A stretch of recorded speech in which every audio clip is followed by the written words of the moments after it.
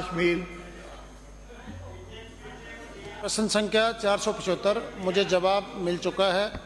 माननीय अध्यक्ष महोदय, मैं आपके माध्यम से पूरक प्रश्न पूछना चाहता हूं कि सहकारी समितियों में जो भी कोई सदस्य बनना चाहता है, ये प्रक्रिया पक्षपातपूर्ण ज़्यादातर देखने को मिलता है, पक्षपातपूर्ण होती है।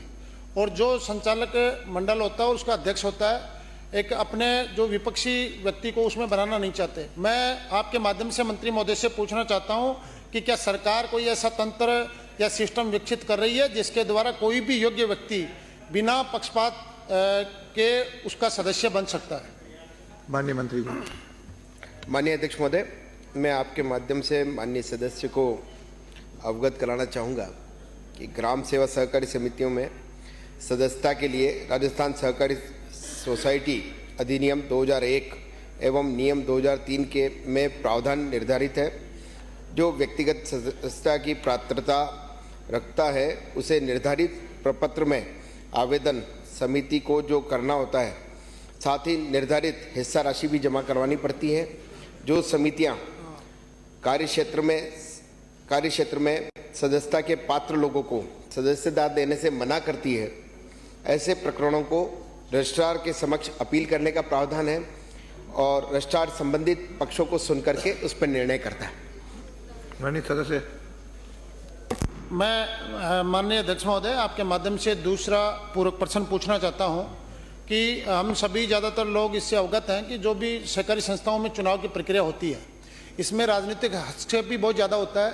क्या सरकार इन सहकारी संस्थाओं के चुनावों के लिए राजस्थान के प्रशासनिक अधिकारियों की उसमें ड्यूटी लगाकर एक निष्पक्ष तरीके से उनमें चुनाव करवाने का विचार रखती है या नहीं? क्योंकि इसमें हम सब देखते हैं कि इसमें बहुत ज़्यादा धांधली और पक्षपात की शिकायतें आती हैं। माननीय अध्यक्ष महोदय। माननीय मंत्री।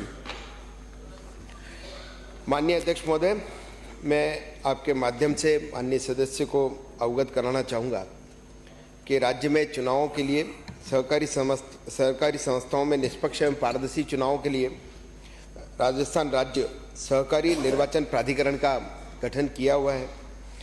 सरकारी संस्थाओं में चुनाव की धांधली अनियमितता के प्रकरण में राजस्थान सहकारी सोसाइटी अधिनियम की धारा 2001 में धारा 58 में पंच निर्णायक नियुक्त किया जाता है। उसमें जैसे कोई भी चुनाव होता है तो उसमें 30 दिन में वो उसमें अपील कर सकता है।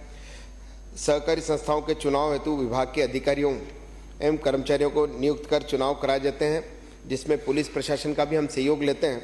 सहकारी संस्थाओं में अभी फिलहाल प्रशासनिक अधिकारियों द्वारा चुनाव संपन्न कराने का कोई प्रस्ताव विचाराधीन नहीं है। अगला प्रश्न है श्री चंद्र